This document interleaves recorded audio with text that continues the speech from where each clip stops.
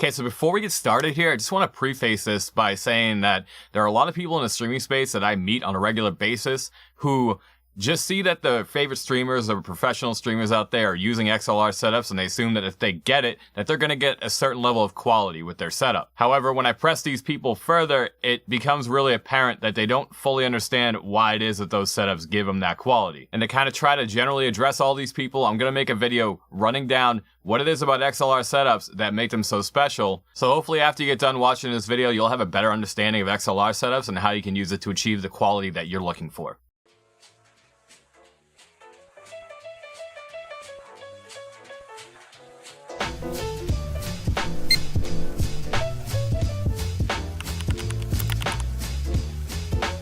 What's going on, everyone? John the Zaz of the Hobbyist PCs community here. Now, before we get started, because I know some of you guys are probably going to question where my credentials come from on this topic, but I've been somewhat of a self-taught freelance audio engineer since about 2010. And even before that, I've also been a musician as well, so I've been doing that for a long time, since I was 12 years old. I have a pretty solid knowledge when it comes to audio equipment, and I just want to help pass this on to you guys. And to sort of supplement the discussion even more, I even did some extra research, so that way I could try to better explain some of the components that are involved in this discussion. Now, a lot of people in the streaming space talk about XLR microphones in a way that makes them sound like XLR equals quality. In some regards, this is correct, but it's not so much that XLR is inherently the reason behind the quality. There's a lot more that goes into the quality of your mic sound than just the connector it uses, which is all the XLR is, a connector type. So what exactly is an XLR connector? Well, let's briefly talk about the history behind XLR just to clear the air on what the name's all about. Canon was the original creator of the XLR connector, and at its inception, it was called the Canon X series connector. In some spaces to this day, it is simply called a Canon connector. Eventually, they added a latch to the connector, which helps lock the connector in place and ensures a sturdy connection. The latch is where the L comes from.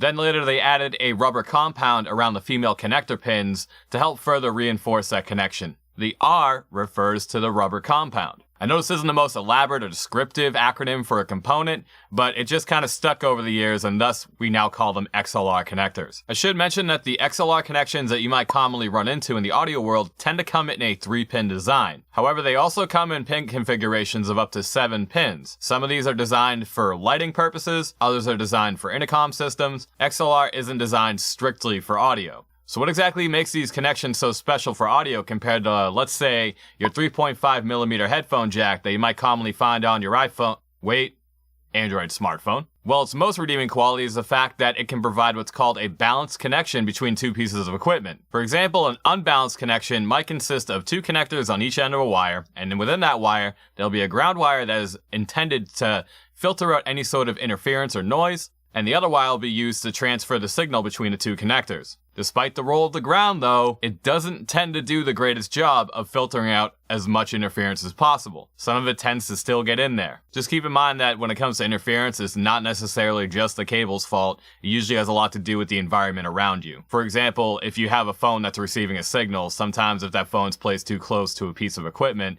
you'll end up getting interference into your signal. A balanced connection instead has 1 ground cable along with 2 wires that carry the signal across the cable. These 2 wires serve a special purpose though. While both wires carry the same exact signal, one of the wires carries the signal with the polarity flipped. This results in what is called phase cancellation of the signal. Phase cancellation happens when opposing wave polarities of the same identical signal clash with each other and end up canceling each other out. If 2 identical waveforms are played at the same exact time, but one of those waveforms has an opposing polarity, the end result is complete phase cancellation, which in the case of audio results in absolute silence. I did say I would make a future video on this, so just hang tight, I'll get to that pretty soon. Now, referring back to the balanced connection, once the flipped signal makes it to the connection on the other end, it is then flipped back to its original polarity when it entered, and thus you get the original signal coming out the opposite end. This process helps keep the signal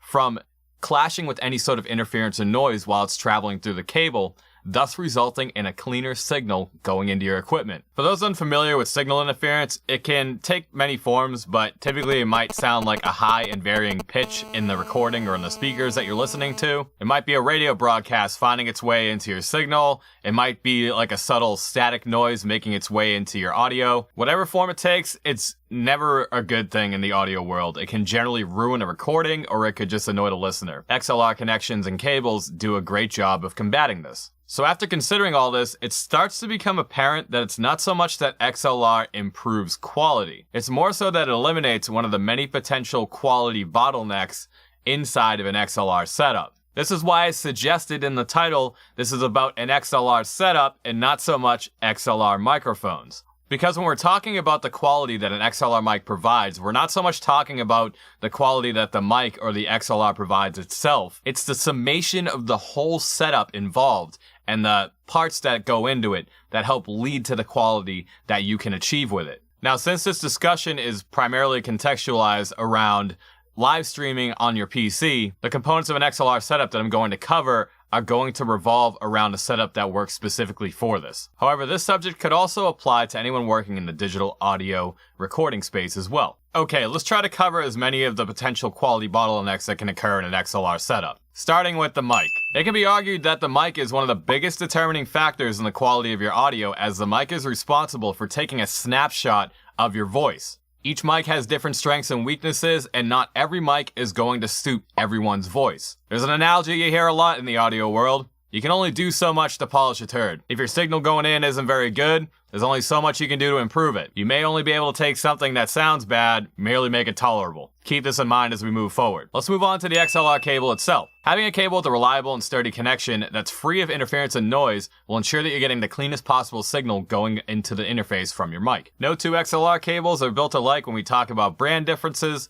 but at the very least I can give you some recommendations as far as what to look for when buying an XLR cable. When it comes to XLR cables, the two biggest factors are how secure the connection is and how good the shielding is from the cable. The cheapest cables will usually have connectors that are not very secure and tend to wear out quickly. Unfortunately, this could end up leading to weak or cutting connections. You really don't want your signal cutting out or drastically changing in volume as you're going through your live broadcast. They also might have thin or poor shielding in the cables, which can still allow for interference and noise to creep into the signal. More expensive cables tend to have very secure connectors. Some of these connectors might even be gold-plated, and it's usually heavily debated whether or not gold plating actually does anything for your connection. And the most expensive cables might end up using thicker shielding foil, or they might end up using braided shielding. Generally, when choosing between foil and braided shielding, it's best to go with foil for the setups where you're not going to be moving the cable around. It's pretty much just going to be affixed to one location in your setup. The reason for this is because foil tends to easily break whenever it's bent, and this is why you see a lot of audio engineers wrap their cables a certain way to prevent damaging the foil inside of these cables. If you damage the foil, you'll end up creating a spot for interference to creep in. Braided shielding, on the other hand, is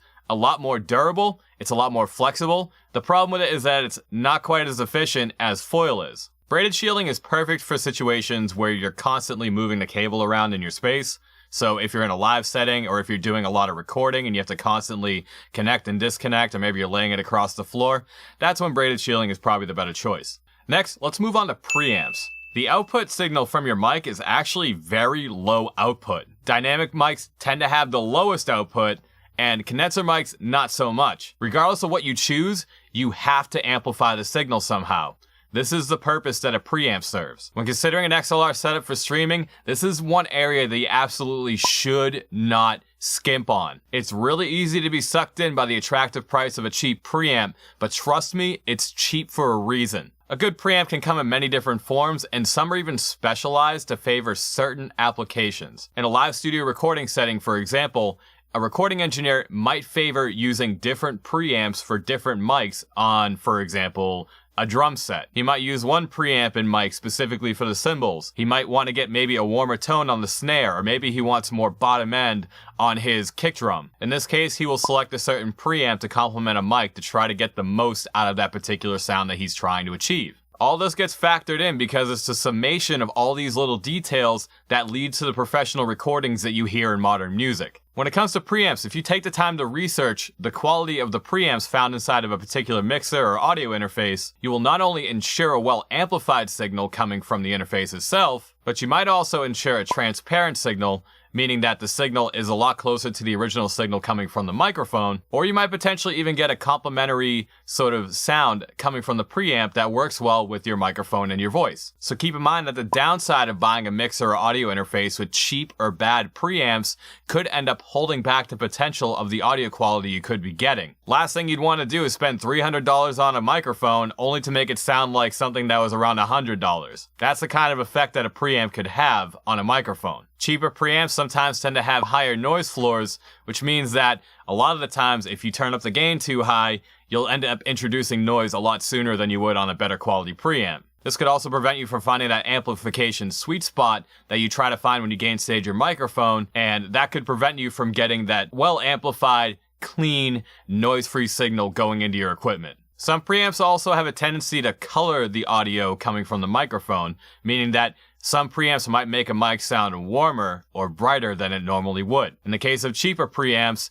it could end up negatively coloring the audio of your microphone. This could potentially lead to duller sounding audio, it could lead to harsher sounding audio, it could even lead to thinner sounding audio. So overall, once you decide to go out and buy an audio interface or a mixer, first of all, make sure it has preamps built into it, because you could buy an interface without preamps in it. But also be sure to check reviews to see what people have to say about the quality of the preamps built into those particular interfaces. Lastly, let's talk about analog to digital conversion. The signal coming from a mic, traveling through the cable, and being amplified through a preamp are all completely analog.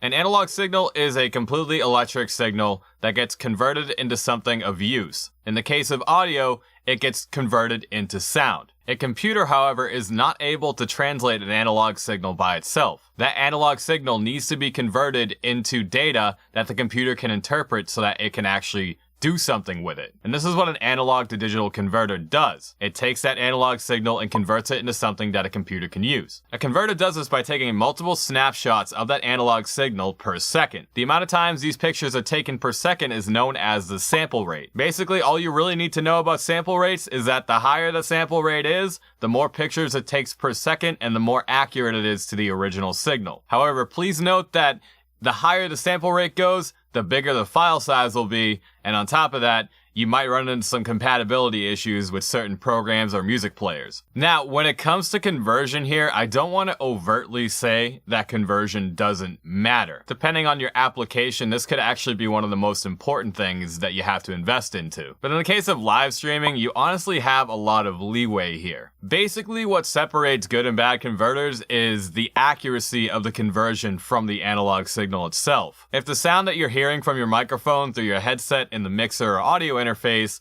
is completely different from what you're hearing from the actual recorded signal that you got after conversion, if it sounds bad or undesirable after conversion, there's a good chance that you have poor quality converters inside of your mixer or interface. However, when it comes to live streaming, this is something you're probably not going to have to really worry about unless you're heavily reliant on using software plugins to manipulate your audio, especially if you're doing things that could drastically affect the way that the audio sounds. The opposite end of the spectrum here is using the analog effects that might come with some mixers. Some mixers not only offer a USB connection along with preamps as well as digital to audio conversion, but some also come with onboard effects such as compression and EQ, two effects that are very common for processing mic audio, and that can help you get analog manipulation of your audio going into the conversion. Now, this is something that I honestly can't really demonstrate right now as I don't have a mixer to show you how this works. But in certain instances, you might end up getting a better sound by using the analog onboard effects than you would using software. However, don't take that as software is a bad way to process your audio, because if you do it right, it's certainly an excellent way to go about processing your audio. As a matter of fact, I personally prefer it because I feel like some of the plugins that are offered with software are a lot more precise than what I might find on a mixing board. But again, going back to what can happen if you have a poor conversion going into your PC, if you start throwing in some plugins and you start making some changes to it and you notice that the audio quality has limitations as far as how well it sounds, it could possibly be because the conversion process wasn't done at a good quality level. And that's how a converter could possibly affect the audio going into your computer. But just keep in mind that most streamers nowadays don't tend to stream higher than 48K. So regardless, your signal is going to be pretty limited anyway. So after hearing all this, you're probably thinking to yourself, well, I might have to get an XLR mic with quality cables, along with a mixer with awesome preamps and quality converters if I want to get the best possible sound. And you know what? If obtaining the best possible quality is your goal, then yes, this is the best possible path that you can take. But this is where a lot of people tend to get led astray on the topic. A lot of people get distracted by the pursuit of quality without considering their use case scenario or their own standards or personal habits. There are a lot of responsibilities that come with investing into this kind of a setup, and these things need to be considered before you commit to it. First of all, if you're the type of person that can't be bothered to learn their equipment and you're the only person running the show, well, I think an argument could be made that you probably shouldn't be streaming in the first place. But to justify a setup like this require you to have to set up, learn, and use all the equipment to its fullest potential. And if you either don't have time or you're unwilling to learn the ins and outs, this could just end up being a wasted investment. You're leaving a lot of money on the table here. Second, a setup like this could end up taking up more space, costs a lot more money, has more potential points of failure, and can be more complicated to set up and optimize than a USB mic. Mixers take up a fair amount of desk space, and if you want to be able to control that mixer on the fly, you're going to have to be able to provide space for it. You can certainly put together a setup that works for a reasonable price. However, if you're expecting quality, you should be expecting to spend a lot more. Don't expect it to be cheap. This is especially true if you intend to buy a mixer. If you want a mixer with good quality preamps, good conversion, effects like EQ and compression, you should expect to potentially spend as much as $200+ on your setup. And that doesn't even include the cables that you're going to need to buy to connect everything together. Here are a few other things to note as well. If a component in your setup happens to fail and you have no idea what's causing the problem, trying to troubleshoot this could end up being a huge time suck. And this could be a problem for some of you streamers out there that care more about staying engaged with your audience as much as possible. If a problem like this arises when you're live streaming, for example, you're going to be spending a good chunk of time trying to figure out what caused the problem. And if something happened to fail that you can't replace easily, then you're going to be stuck unable to stream for a little while. And if you happen to be in a situation where you have to manage both onboard hardware effects along with software effects, you might end up spending a massive amount of time trying to work between the two to get them to work together smoothly. If you spend some time making some adjustments to the EQ on your mixer, but you also have an EQ for whatever reason on your master mix for your entire stream, that can end up clashing with it. Now you got to make adjustments to both of them. Realistically, this is just a general audio engineering thing anyway, but for some of you who just kind of want things to work smoothly and without having to make adjustments to a bunch of different things at one time, you want to do things all in one place, this might be something that kind of steers you away from it. Basically what I'm saying is that if you're going to be investing into a mixer, you don't want to be impatient. You should have as much patience as possible, because getting it set up might take you some time. Now, despite all the negatives that I've outlined here, there are definitely some positives to this setup. If you're the hands-on type that likes to have some knobs to turn and some buttons to push, then a setup like this is definitely perfect for you. But I think, honestly, one of the biggest advantages that XLR actually offers over something like a USB mic is that if a component happens to fail out of the entire setup, and you know what failed, you only need to replace that individual component. If your mic breaks, you only have to replace the mic. If a cable goes, you replace a cable. Maybe you bought an external preamp for your setup. If that fails, you can replace it. Or hell, maybe you just want to get a better preamp. You could just swap those two out. This is very contrary to what you would normally get with a USB mic, where yes, everything is built into the mic, it's convenient, and you just plug in one cable and it works. The problem is, if something fails in that USB microphone, you have to replace the whole microphone. You'll hear some people make arguments that the build quality of USB microphones aren't very good,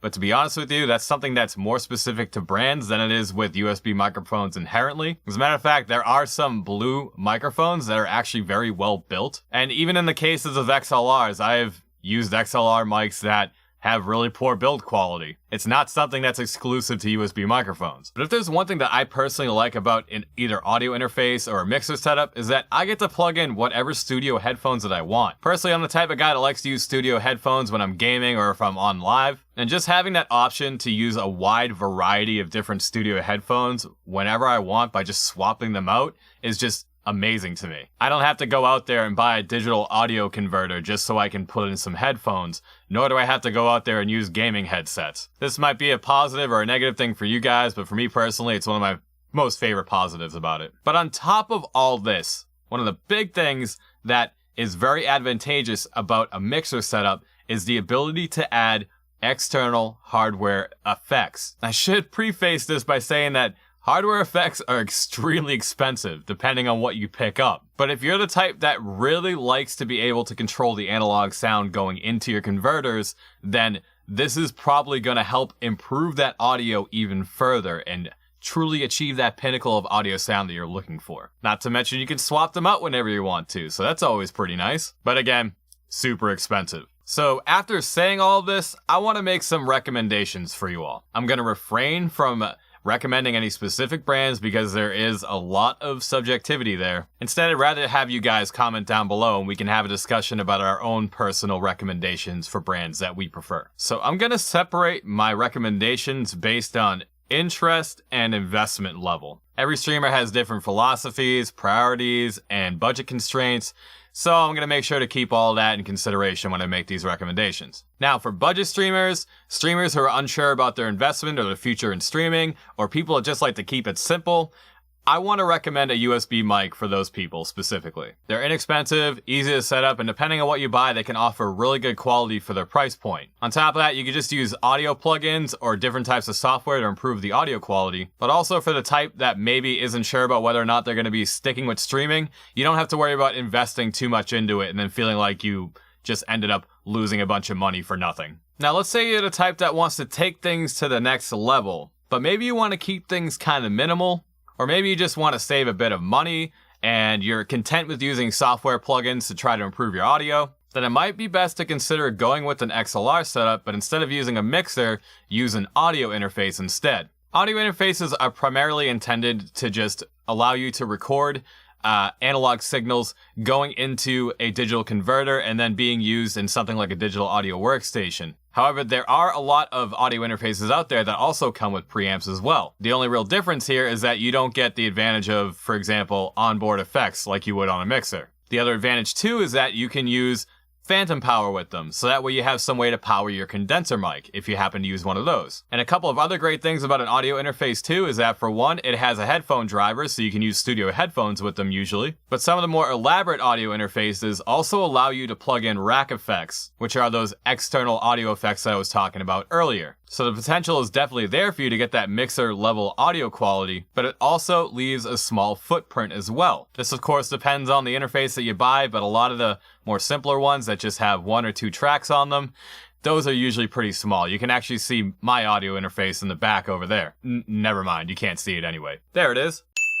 The other thing too about audio interfaces, depending on what you buy, they can actually be much cheaper than buying a mixer. And sort of speaking from my own account here, you can get this particular audio interface for under $100. Not to mention, when it comes to audio equipment, it's really easy to obtain used. The value of audio equipment tends to depreciate incredibly slowly because they tend to last a long time. So if the consideration of maybe using an audio interface checks off a lot of boxes for you, then maybe you should consider getting one. Now, for those that just really want to ball out and you want to go and get an XLR setup with a mixer, I would recommend this setup for the following type of streamers. If you're willing to spare no expense, you demand the best quality possible, you want to incorporate other external hardware effects, you're going for a multiple mic setup, you use a dual streaming PC setup, maybe you prefer analog controls, you have a lot of extra income, you're an audiophile that demands the best at all times, or of course if you're an established professional streamer. These are the people that I think should heavily consider a mixer for an XLR setup, as it tends to offer a higher level of flexibility and also widens a lot of possibilities for improving your quality. And in the case of those with a dual PC streaming setup, this will allow you to have an almost completely latency-free experience. Just keep in mind that it's not only a heavy investment, but there are a lot of parts involved here, and it could make troubleshooting a chore whenever a problem arises. I do want to mention real quick too that there are audio interfaces out there that can definitely achieve the same level of quality that you can find from a good mixer. The only real downside to these audio interfaces is that they don't usually have built-in audio effects like EQs or compressors, and you don't have that same level of analog control if you're the type that likes to do that. Not to mention too that depending on what you buy, you might not even be able to use external hardware effects along with the interface. Don't get me wrong, there are ways around it, but it could end up being a lot more expensive for you than you expect. Mixers, for the most part, simply offer a wider range of adjustability. So overall, my best advice to consider when picking up an XLR setup is to first consider all the variables. Put in the time and research before taking any blanket recommendations from people,